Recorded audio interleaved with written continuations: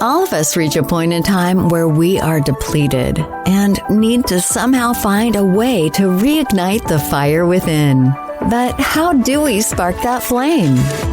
Welcome to Reignite Resilience, where we will venture into the heart of the human spirit. We'll discuss the art of reigniting our passion and strategies to stoke our enthusiasm. And now, here are your hosts, Natalie Davis and Pamela Cass.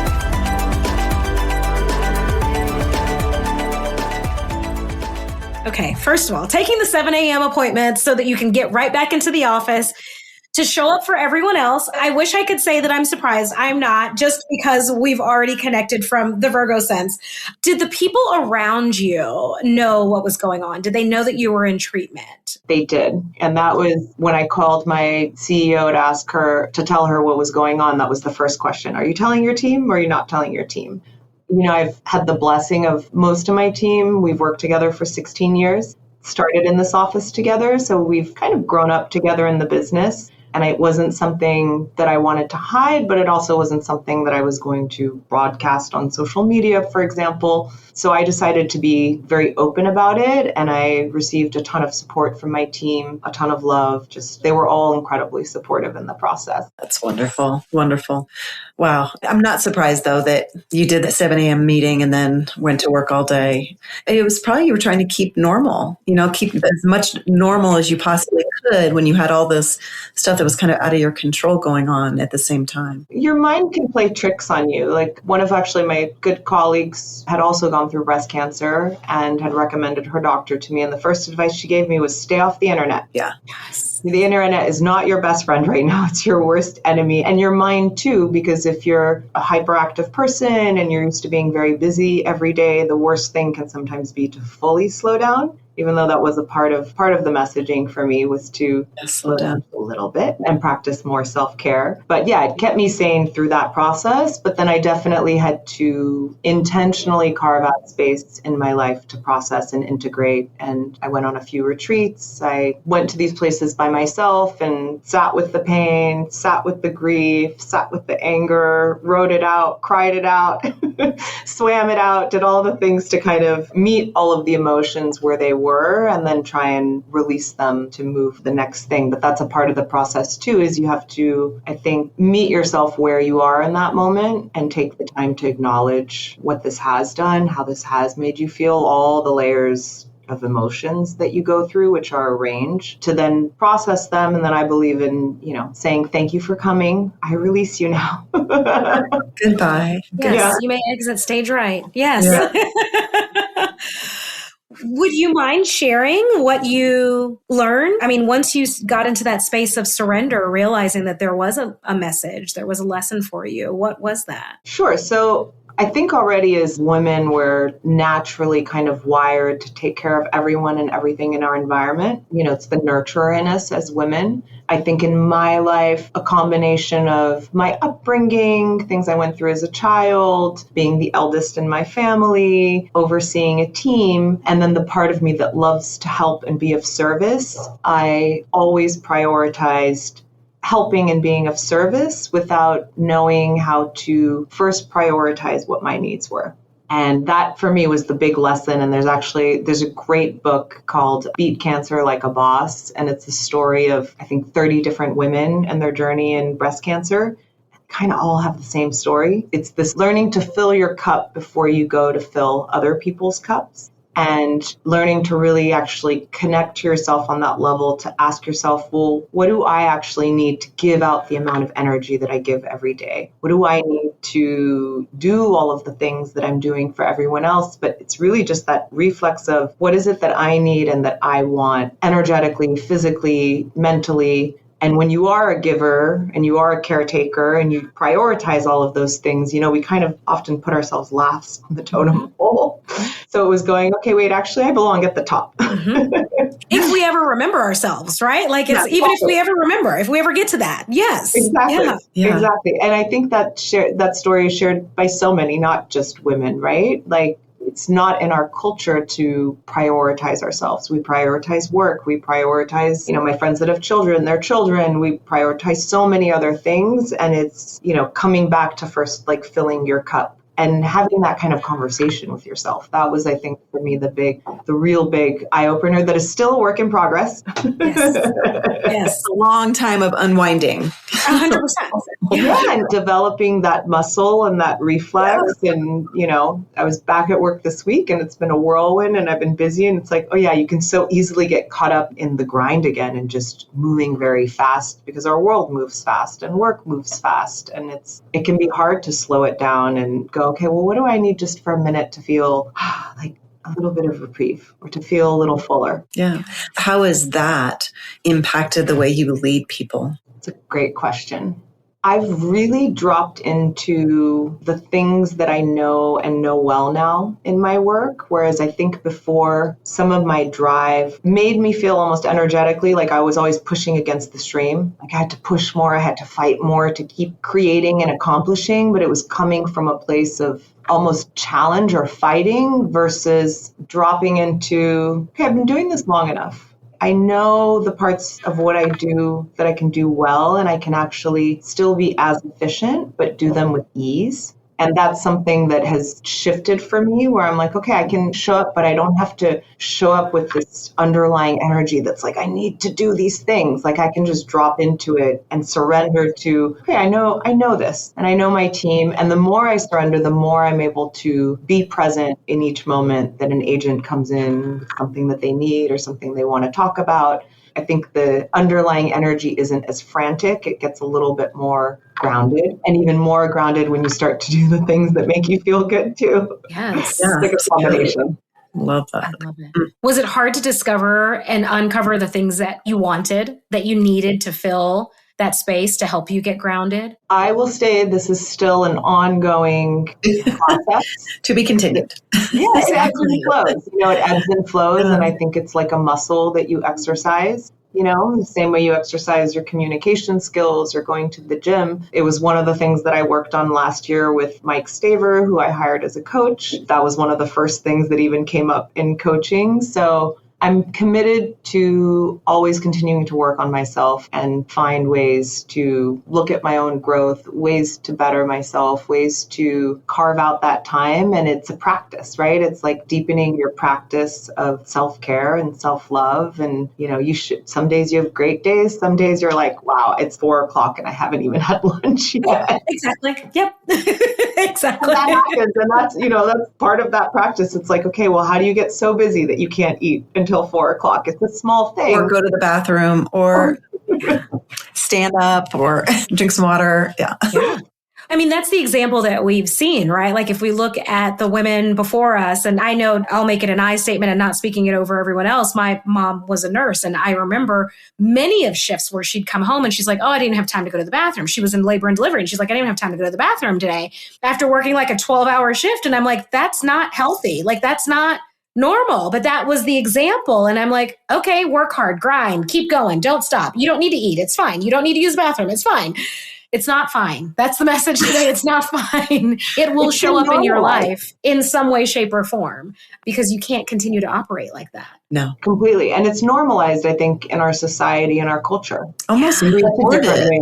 You go to Europe. One of my friends moved back to Europe, and part of their contract is you cannot eat your food at your desk. Mm-hmm. Yeah. Which is brilliant. You have to take an hour lunch break. Like it's a mandatory part of the contract. This is in Paris. So it's brilliant. Culturally, we have a culture also, I think, in this country of work, work, work. And it's never enough. And so that's, you're also challenged by the society around you and the culture around you. And it's like, what, you're going to go take an hour lunch break? There's things to do. Yeah, mm-hmm. Exactly. Mm-hmm.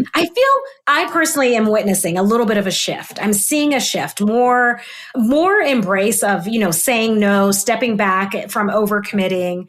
I'm witnessing that. I don't know how many generations it's going to take for it to become a cultural norm like it is in Europe, but I mean, the simple act of not eating in front of your screen shouldn't be a hard concept to embrace on a daily basis. Standing up, or while you're walking, or in your car when you're, running to an appointment, and eating nuts out of your purse, and all those things that we've done. We've done it. Okay, so that's just us. That's Pam and I have done many of conferences where we go the entire conference and we forget to get something to eat, and she's got dusty nuts in the bottom of her bag, and we share them. We share them, and it's our moment.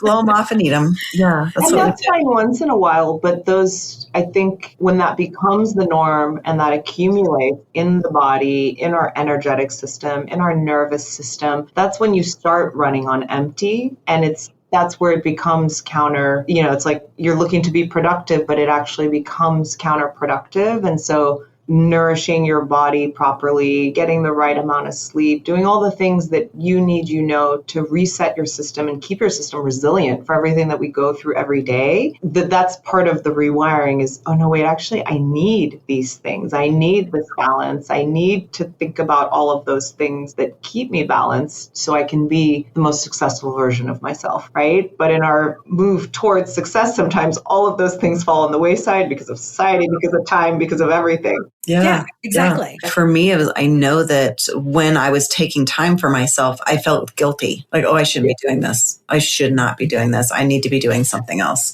And that's a whole unwiring of that belief that you create. Now it's like, I had no problem with it. Totally fine. But I'm 55. It takes a long time. Well, and how do you create awareness around that? Because oftentimes that sense of guilt, it's there, but it's not in the frontal lobe part of our brain. It's not in the conscious mind. It's just subconscious. So even being able to take enough time to get quiet to realize that you're feeling guilty for taking time off. Exactly. But it really is, I think, carving out time for yourself, whether it's, let me just go take a walk for 15 minutes without the distractions of my phone and kind of just check in with my body and how I'm feeling and all those things. Slowing it down a little in a fast-paced culture. Yeah. And are you seeing this with your team, with the agents in your team? Because you kind of had this shift, kind of change your priorities a little bit, taking more time for yourself. Are you seeing them kind of following your lead on that? I'll say that I always try and create an open, safe space for my agents to share anything and everything. And I have always been an open book to them about my own growth at different moments of my career. I'm comfortable being vulnerable in front of my team like that. And, if they take something from that and implement it, that's, the dream. That's amazing. I will encourage my agents, the self-care practice. And I used to do it without doing it myself, which was the part of the cancer lesson. I was coaching and coaching my agents say, oh, you're overwhelmed. Listen, go take a moment for yourself. Go take a breather. But I wasn't doing it. So, I think it goes back to what I was saying in the beginning. We all learn from one another. And sometimes my agents come in with something that they're going through, and it's a reminder for me of, oh yeah, I'm about to tell this agent to slow it down a little. I need to slow down a little too. There's always sharing in the experience with the team. Yeah, I love that. Yeah. In terms of the ripple effect and the shift of like being grounded from this place of leading, I like to say it's with ease and grace. It's a mantra that I had earlier in my leadership career, is like being able to lead from a place of ease and grace. Are you seeing that impact, like just the environment, the work environment itself, or even that space that you've worked so hard to create, that psychological safety zone for your team? Are you starting to see that ripple effect as well? I think we have a really strong sense of community in my office. Yeah. And it's something that I've fostered from day one because it was the kind of office that I joined. There was community in my office when I joined, and when I became the manager, even with the lack of knowledge I had in management, I knew that that was one of the pillars that I wanted to build that office on. And yeah, I do believe that the energy that you show up with, and you can call it grace or groundedness, but everyone's energy feeds off of everyone's energy. So I definitely try and show up every day with the intent to care for my team, support my team. And I do think that I've gotten even better at it now that I'm doing that for myself as well. That definitely, I think, just it's a natural result from practicing what you've been coaching on. Yeah, absolutely. And you know that that's not the norm, right? You're part of a big brand. You have the insight of other offices. So kudos to you for not only just recognizing that that exists, but being intentional to keep that and making it a priority for those practitioners in that office. That's huge. Definitely from a leadership standpoint to continue to hold that together. Thank you. Or influence it. I won't say that you're holding it all together because it is a collaborative effort. Influencing it, existing. Yes, influencing. I mean, I believe in that holistic approach to real estate where I've never approached management from the numbers. I've always approached it from the human being that's on the other side of my desk and how I can help them. And that when people feel good and are happy, they will naturally then do great business. Right? You can't pound them about the numbers and all of that. And that's never been my style. And I'll give a shout out to my mom that when I moved to New York, she was like, you better not forget where you came from. Don't forget you have a heart. You're going into the business world. And, at the time I was like, okay, Mom, you're 25 years old. But today I really see that, that advice that she gave me of staying connected to your heart and the reason why you do something. That then reverberates into your team. And my team also does all of that because they care deeply about their clients and what they do. So yeah, it's a shared collective experience. I have to say I have some amazing people on the team. Part of that's, though, the culture that was there when you started and that you have carried through in how you lead people, which is huge. We need more leaders like you. Thank you. Yeah. Amazing. Okay, so Ayumi, if we are talking to a listener that is finding themselves today in this moment where they are teetering in terms of their leadership style and the space that they're in, and life is also happening alongside, what words of wisdom do you have for those individuals? Great question. I think I would go back to the concept of slowing it down for a second, like create and find a space where you can get quiet for a moment and take some deep, deep, deep breaths and lean into the support that you have around you. I think a lot of us go through difficult things and we'll go through them silently on our own. If you have support around you and you can lean into that support, people who care about you want to be there for you. And that's something that I learned in this too. People you surround you, they want to show up for you and they want to be there for you. And try and journal, write about what you're feeling, connect to what you're feeling. And really just trust the process. Yeah, I think it's beautiful. That is amazing. Yes. I was going to ask about your mindset practices, but it sounds like that's exactly what you just wrapped up with that piece of it in terms of the journaling. I am curious, do you have like a structured morning routine on how you start your day? I have more of one today than I've ever had. Lemon water, a smoothie, and then some coffee.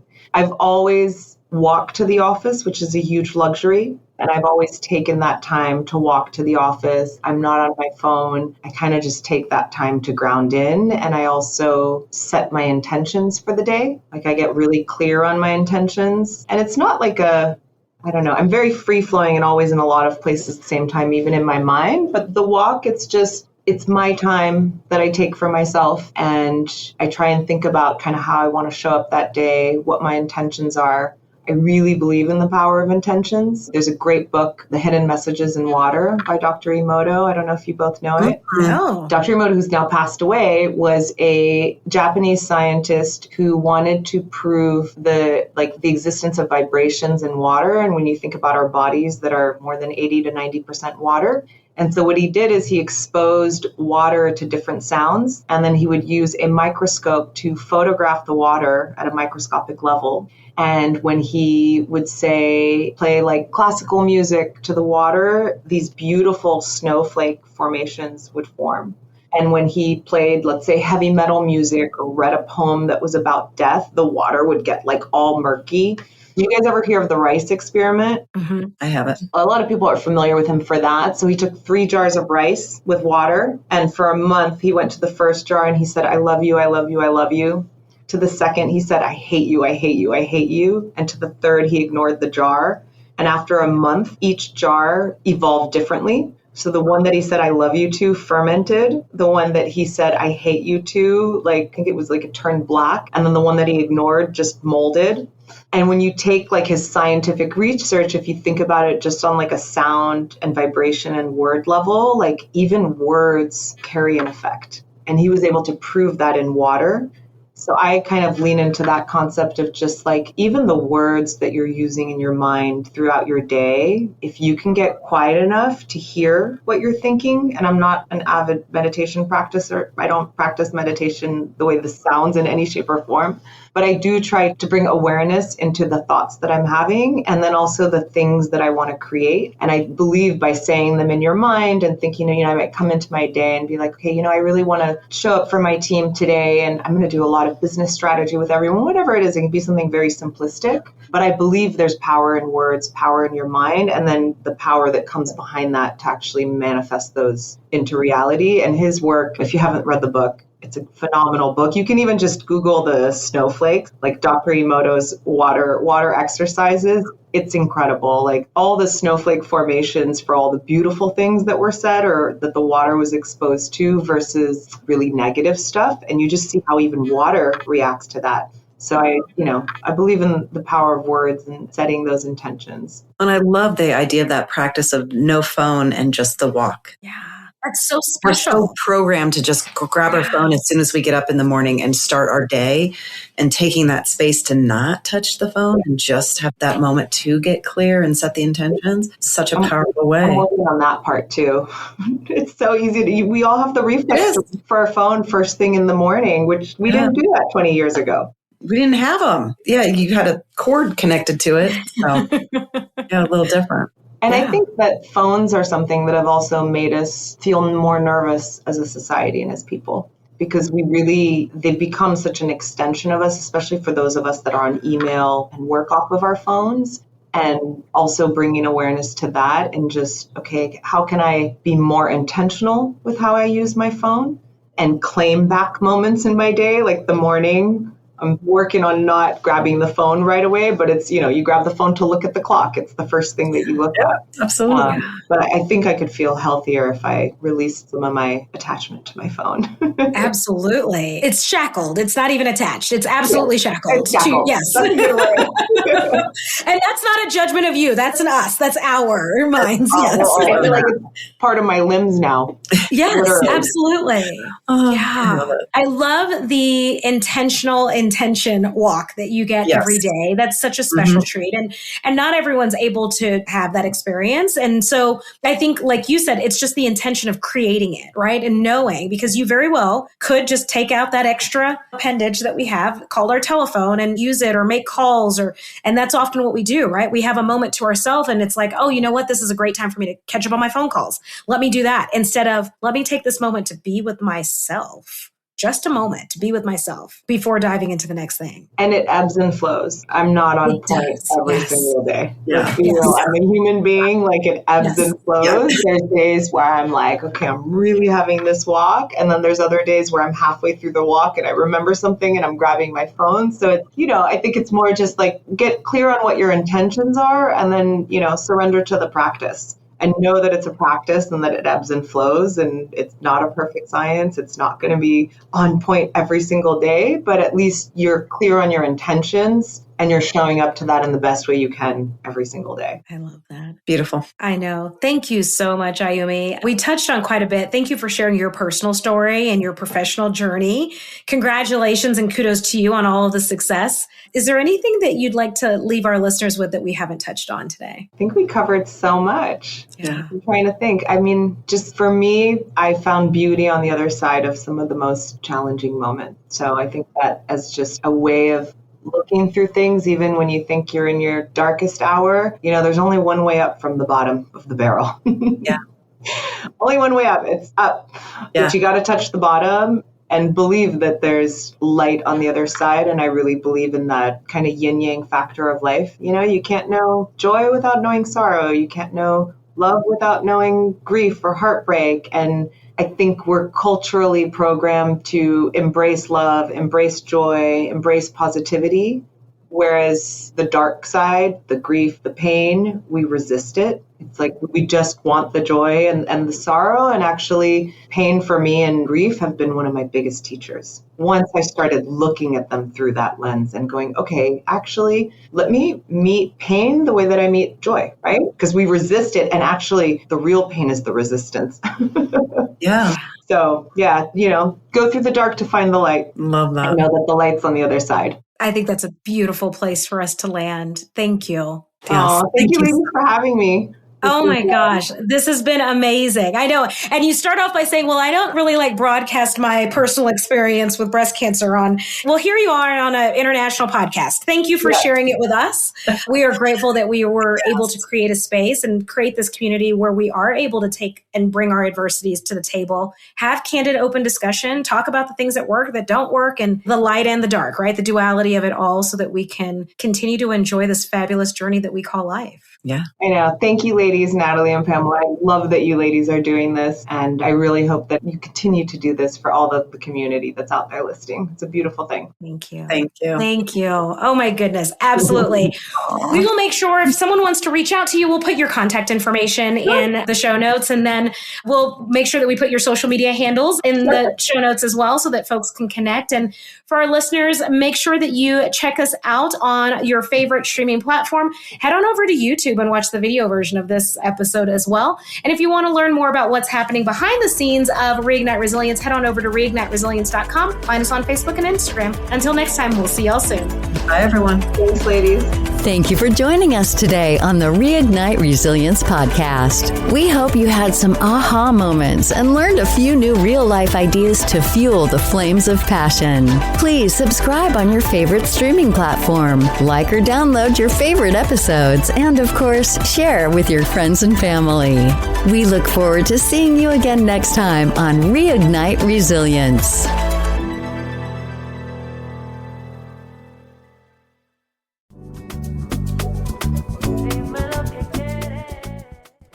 Reignite Resilience family, we are so excited to share with you that the book, The Quiet Gift, A Journey of Self-Worth and Resilience, is now available on audiobook at Amazon.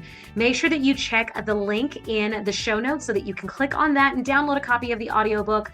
This is an amazing story written by Pam as a part of the Red Journal series and narrated by Kristen Aiken Salata. So we hope you enjoy. Until next time, we'll see you soon.